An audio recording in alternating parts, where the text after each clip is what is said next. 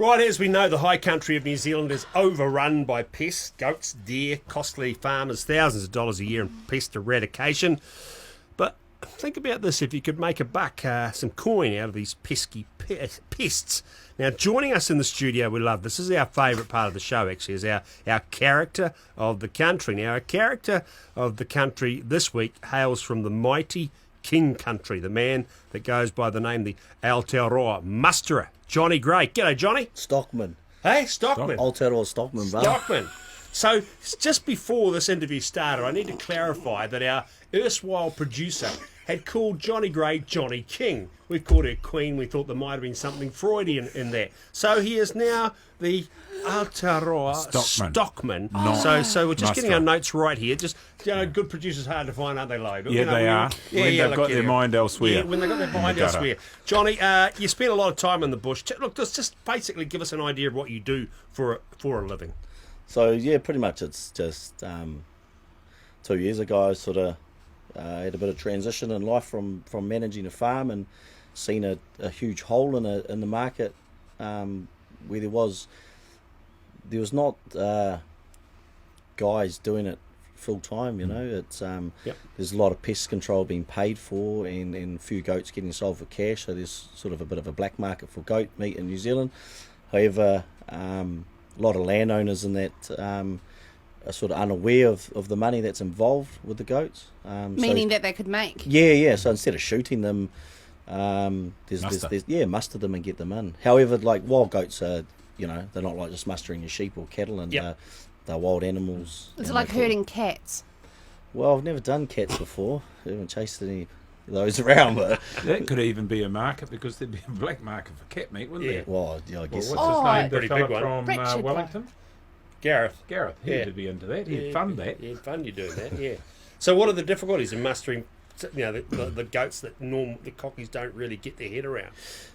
The big thing with them is they are wild, and you've got a lot of guys don't respect them. They just think they're a scummy pest in there, and we'll try and get them, or we'll chase them into the yards type thing. But you can't. You've got to do your homework on them, and study them and know where they come from, where they go to.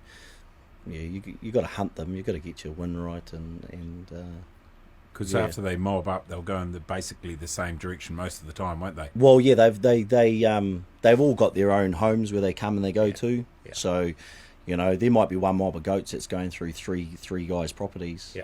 Just different times of grazing that they're at those places. They're very intelligent animals, and they you don't see a sick one very rarely. It's dead, it dies. The ecosystem with them, their food chain, the weak die. So they're always healthy. They're always making holes in farmers' fences and pissing them off. So with that, I work alongside Crusader Meats out of Benidale. So they're prompt. They'll move goats for me anywhere in the country and kill them within sort of 2 days of mustering. Wow. And then the landowners are paid directly, so they get a kill sheet. So it's all above board, it's transparent. Yep. And it just goes 50-50 down the middle, and they get a kill sheet and paid direct from the works, and it's done. Yeah. So really sustainable. You're going well. Yep, it is. It's going real well. The phone's sort of I've got work all over the country to get, and it'll be good to be able to get to a point where I could employ another guy. So it's just at the moment it's getting that exposure, and it's what farmers are like. It's all word of mouth. Yeah. And the worst thing with it is cockies are like, oh yeah, goat musterers. Yeah, everyone's a goat musterer, but you're all shit. Yeah.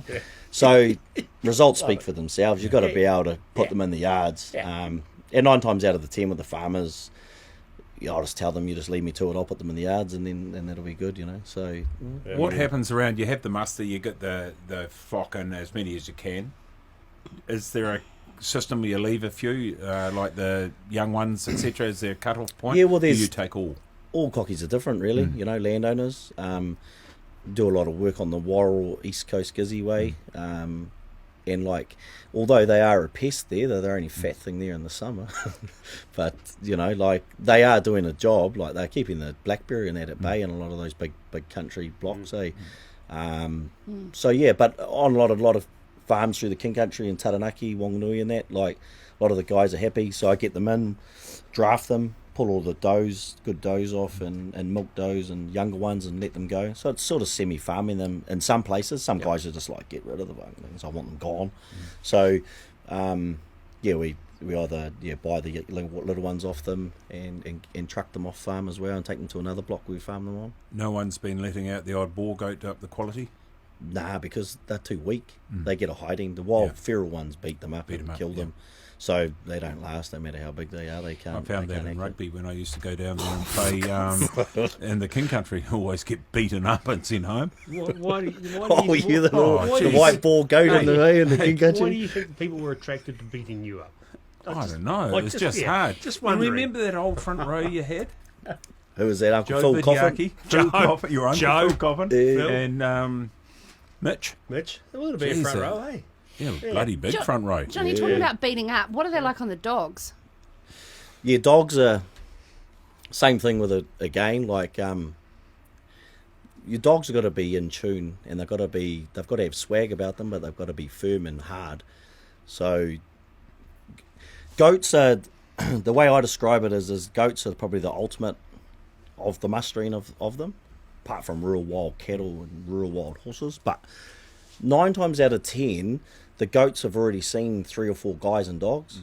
So they're already educated to man and dogs. So if guys have, and this is real good dogmen and that as well, if their dogs aren't firm enough and be able to move the goats initially, goats will they'll just shit on the dog, and once one goes, they actually play bull rush.